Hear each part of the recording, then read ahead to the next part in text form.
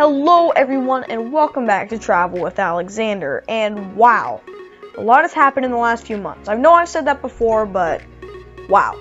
Today marks the beginning of a new series, and this one is called Unpacked. In this series, we will go into detail about airlines and their history, hence the name.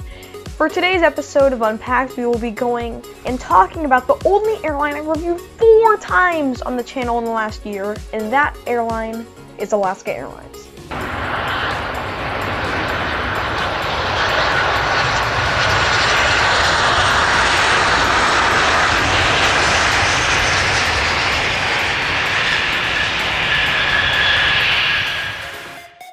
First, the history of Alaska. In 1932, Linnaeus Mac McGee painted McGee Airlines on the side of a 3-passenger Stinson and started flying out of Anchorage, Alaska. A mine owner named Wesley Earl Dunkel loaned money to pilots Steve Mills, Charlie Rutten, and Jack Waterworth to start Star Air Service. In 1934, McGee and his McGee Airlines merged with Star Air Service, creating the largest airline in all of Alaska with 22 planes. Back then, flights weren't scheduled, so instead, the flight took off when the plane was full with passengers or cargo. Money was tight and perseverance led the way. Business expanded in 1937 when they bought Alaska Interior Airlines. Later that year, McGee sold Star to one of his former pilots, who was named Don Goodman. Goodman renamed the airline Star Airlines. As the CAA, or Civil Aeronautics Authority, was established in 1938, it ended the true bush flying era. Star Airlines received most of the routes it wanted from the CAA, and if you don't know, the CAA regulates routes and where airlines fly. The CAA denied Star the Anchorage to Seattle route, which was then given to Pan American Airways. As the 40s came along, Star Airlines, operating under the name Alaska Star Airlines, bought many airlines in 1943. They bought Miro Air Service, Polack Airlines, Lavery Airways, and Alaska Air Motive before officially changing their name to the name we know today, Alaska Airlines, in 1944. Despite having limited workers during the war, the company grew later in the 40s. Money was tighter than ever, and employees were paying for fuel out of pocket.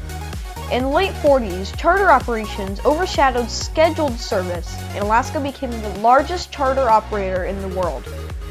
As the 50s came along, Alaska bought 2 more small Alaskan carriers. Their dream came true in 1951 when they received the authority to fly from Anchorage and Fairbanks to Seattle, Washington, and Portland, Oregon.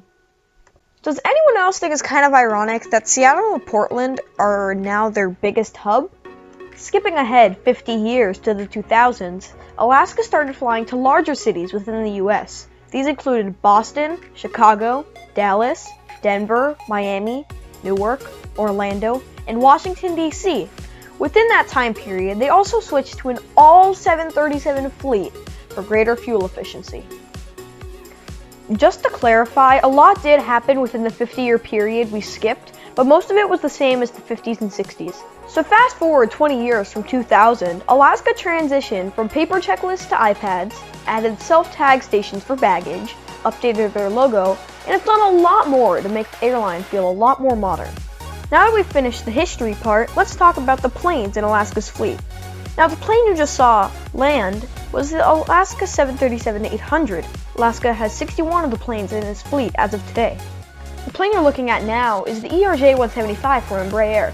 The ERJ-175 is part of the Horizon Air fleet, and it can sit 76 passengers in a 3-class configuration. The plane we have here is the 737-900ER variant. Alaska has both the 900 and the 900ER versions of the plane.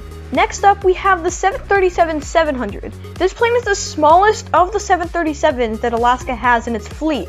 It also has my favorite Alaska livery, the Portland Timbers livery.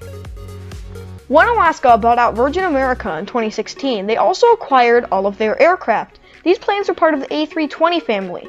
These planes include the A318, A319, A320, and A321. Alaska now has 100 plus of the A320 family of planes in its fleet. Now that we've finished Alaska's fleet, it's time for some special liveries in their fleet.